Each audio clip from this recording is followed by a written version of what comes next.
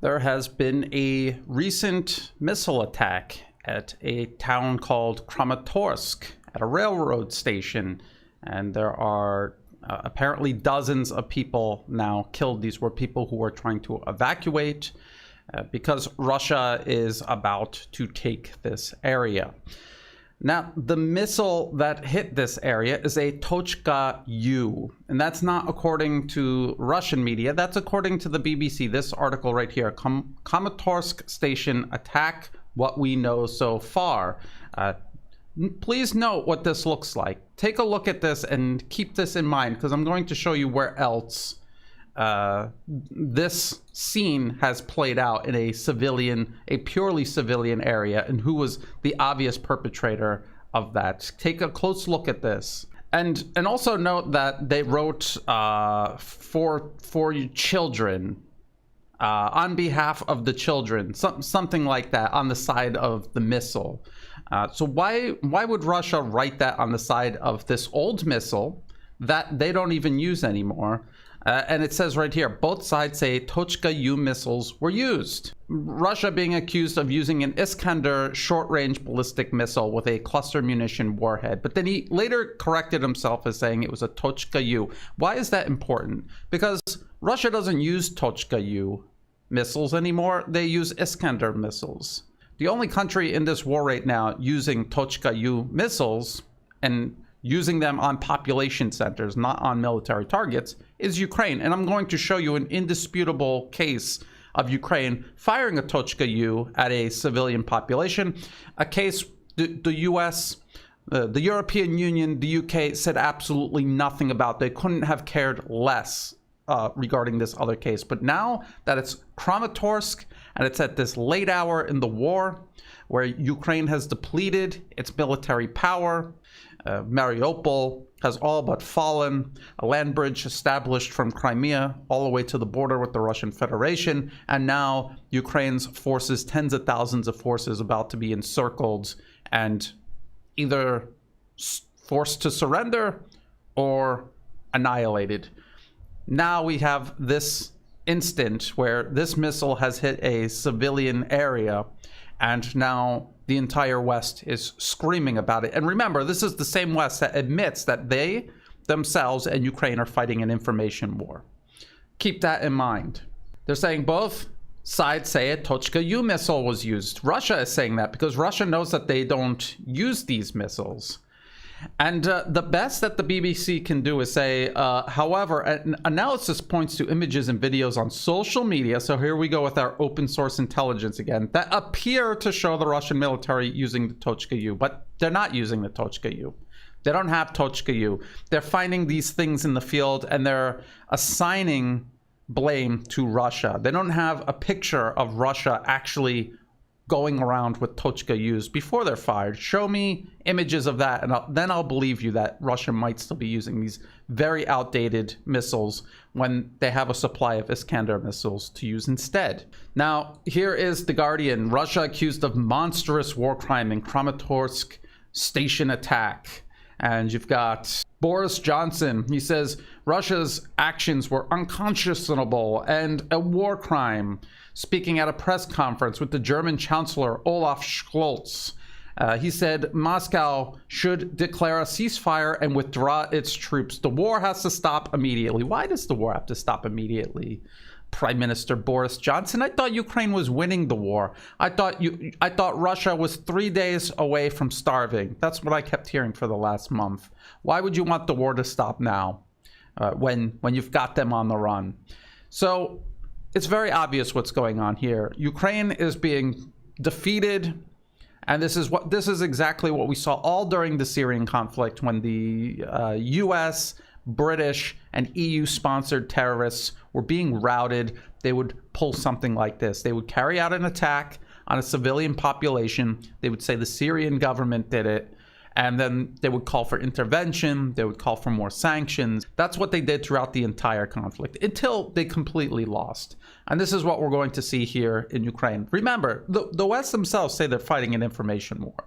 The West themselves defended Ukraine, making up stories about the ghost of Kiev and Snake Island, saying that they need to do that because they're at a disadvantage. They have to make up stories.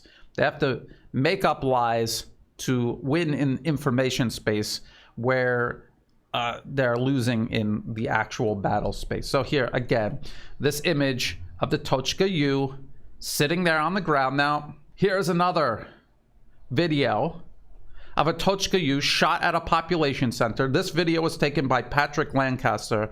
I'm going to put the link to this video in the video description below, but I want to warn you that it is extremely graphic.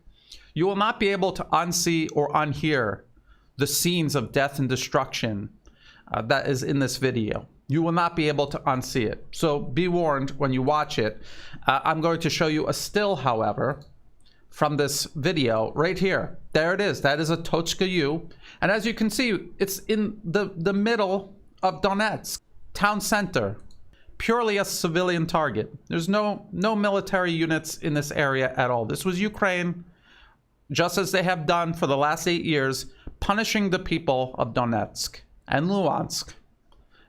Shelling them, shelling civilian areas, shooting these missiles that are inaccurate, and just plunging them right into the middle of a civilian area and killing civilians, purely civilians, no military personnel at all, just civilians. And again, be very careful when you watch that video. That's what Ukraine was caught blatantly doing. This was March 15th, this video. I didn't hear a single sound out of Washington, out of Brussels, out of London. I didn't hear a single sound out of any of them when Ukraine blatantly killed these civilians in Donetsk. And now they did it Krematorsk, and it's a blatant false flag.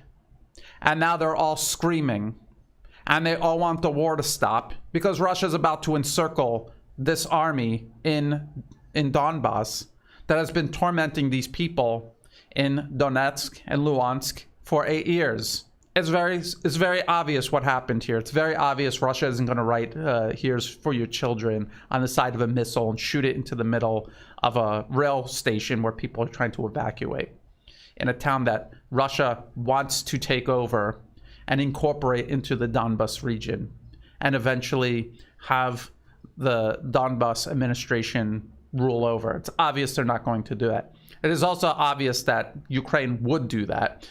The Ukrainian forces in the Donbas region are not seen as defenders. They're seen as occupiers. And they treat the people like they're occupied. And they have no reservations at all on their way out of the area of punishing these people as they go. So again, the U.S. admits it's waging an information war, that it's going to make up claims that are patently false regarding Russia, regarding chemical weapons, regarding China handing weapons to Russia. All lies. The West admits that they're lies. They're admitting that they were just conducting information warfare, and now they're doing it again. Only this time it's despicable because they're knowingly shooting missiles at civilians, killing civilians, and then trying to blame it on Russia in a war that Russia is winning. A war that the West desperately wants stopped now. Actually, they want the war to go on for as long as possible. They don't want it to end with a Russian victory. They want it, if it has to end, they want it to end while the propaganda and the people, the public, the general public still think Ukraine is winning. They do not want to see a massive encirclement of these forces and the surrender of thousands or even tens of thousands of Ukrainian forces. That they do not want that. So they will do anything at all to avoid that. And maybe keep the fighting going somewhere else. But whenever there is a major victory, on the eve of a major victory for Russia, they do not want that. They want to prevent that. And they will pull a stunt like this to do it. And we're going to see more of this.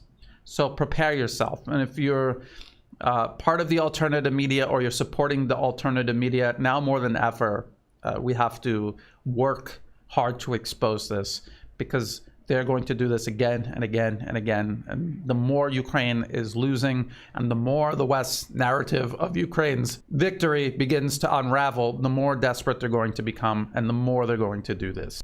If you thought this video was useful, please like and share. Think about subscribing or following. It's free to do. It helps the channel grow. If you're watching this on YouTube, please check the video description below for other places you can find my work like Odyssey and Rumble in case YouTube deletes my channel. Also in the video description below, there will be the link to Patrick Lancaster's video report on this Tochka U missile attack on downtown Donetsk. And again, be aware, it's extremely violent. It's extremely graphic. And I'll also put the links into that BBC article admitting that it was a Tochka U missile that only Ukraine is using in this conflict. And even if Russia has a handful of them in their inventory, Ukraine is still the primary operator of this weapon system. Just keep that in mind.